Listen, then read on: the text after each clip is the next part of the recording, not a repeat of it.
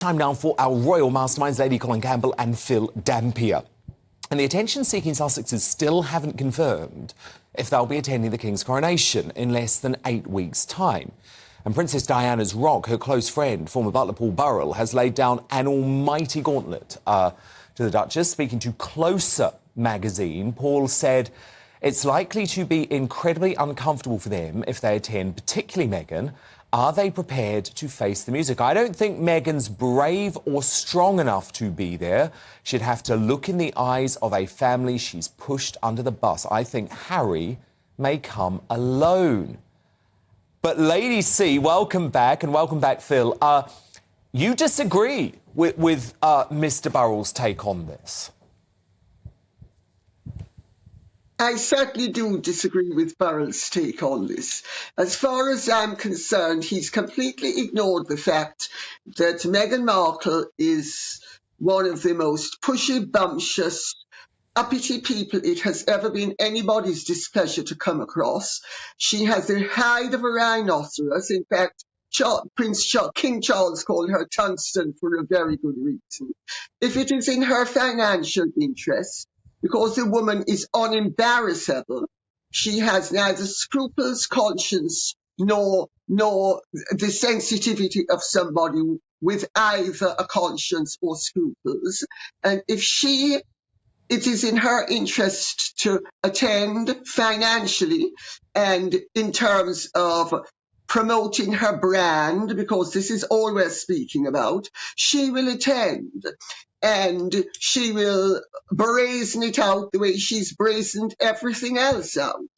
I don't think that it does anybody any favours ascribing human feelings to somebody who doesn't have them. Phil Dampier, who are you with on this? Paul Burrell or Lady C?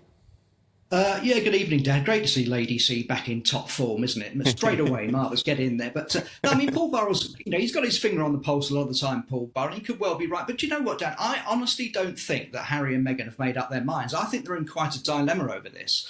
They do know that, the public are probably going to boo them. They do know that other members of the royal family are probably going to give them the cold shoulder. On the other hand, as Lady C says, they want to be the centre of attention, this massive event where 2 billion people are going to be watching. And I honestly think they are in an absolute conundrum over this. I don't think they quite know themselves yet what they're going to do. And it wouldn't surprise me if they leave this till right to the last moment to make a decision. I mean, they've got 4 choices, haven't they? Harry comes on his own. Harry and Meghan come together. They bring the kids almost as a sort of human shield. I mean, I don't think they'd actually go to the service, but the fact that they brought them over here would count for something. Or they don't come at all. And I don't think they've yet made up their minds. It's just occurred to me what they should do. Ask Gary Lineker. And do the opposite. He's the answer to it all. And do the opposite, I would say. Even Republicans now hitting out at the Duchess of Sussex. Brian Cox, he's an avid SNP supporter, star of the US series Succession. He's now questioned Meghan's motives for marrying into the royal family in the first place, saying there's an ambition there, clearly. So this was an interview with Hort Levine in New York, and he said you can't go into a system where somebody's already been trained to behave in a certain kind of way and then just expect them to cut themselves off. I mean, she knew what she was getting into. So this is fascinating, Lady C, because you'd think someone like Brian Cox would be on the side of Meghan Markle, but not anymore. No, I actually have met Mr. Cox, and he's a very decent man. I may not agree with him politically, but he's a decent person, and of course he makes a very valid point. She has entered a world intent on creating havoc. Remember, and She-Ra, the rebel princess, and she entered it knowing that she intended to create chaos. She's created chaos. She has done everything in her power to undermine the stability and this continuity of the monarchy. A monarchy is about stability and continuity. It is not about endless change and the marching of hustlers who have decided that it is in their financial interest to pose as a left-winger, when in fact Meghan is the least left-wing person I've ever run across. She's a right-wing hustler. That's what she is, who will sell her soul for money. And have sold the royal family for money. So Phil Dampier, Lady C there, I guess, suggesting that Meghan Markle's political positions are motivated by what's best for her career. Is that fair? Yeah, I think so. I mean, I don't take too much of what Brian Cox says seriously on this subject, because he's in favour of abolishing the monarchy, and he said that she was very ambitious. But I think he's got it the wrong way around. He kind of implied, I think, if I've got it right, what he said in the interview, that he thought that she came into it, wanted to sort of rule the roost and be the top princess, and then got fed up with it fairly quickly. But whereas I don't think her heart was ever in it. I think she just used this as a stepping stone. She was able to prey on Harry's insecurities, and fortunately for her, he fell for it, and she convinced him that it was best for him to leave as well. So I think I'm coming from a different point of view. I think she was never intending to stay in the royal family in the first place, and that's where he's got it quite wrong. But he was right to say she was ambitious, but not quite in the same way. OK, now this is an amazing clash of cultures and stories. Donald Trump has a new book out next month. It's called Letters to Trump. And this is where he's going to publish 150 letters from some of the world's most famous faces, including former presidents, Michael Jackson, and the late Queen and Princess Diana. So Trump was in typically rambunctious form, telling Breitbart News, "I knew them all, and every single one of them kissed my ass."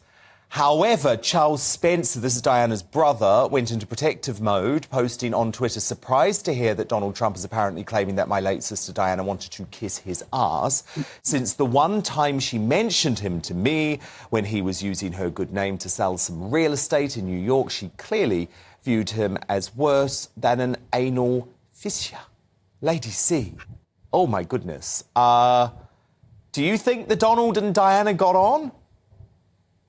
Well, I seem to recall in my book, The Real Diana, I pointed out that she despised him.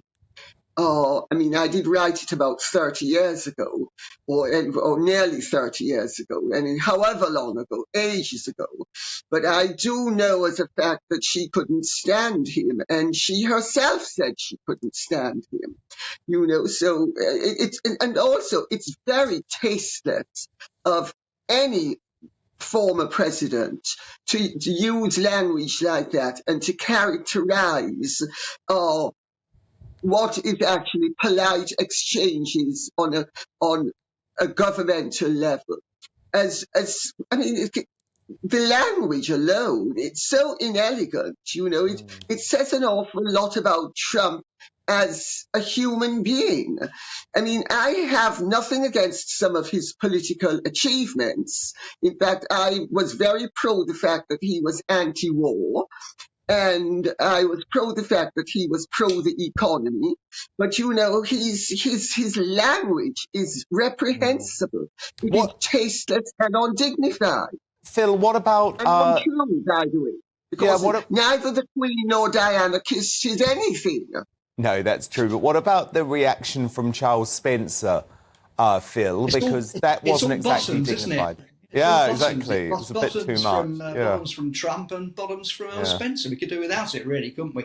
No, I think he's barking up the wrong tree. I don't think Diana would ever fancy Donald Trump. I don't think he was her type. Of course, she had been an affair with John F. Kennedy Jr., we believe, and I think she was more inside. The one thing I will say is that I'm fascinated to see some of these letters. I mean, it could be quite interesting. Oh, yeah, I want to read them.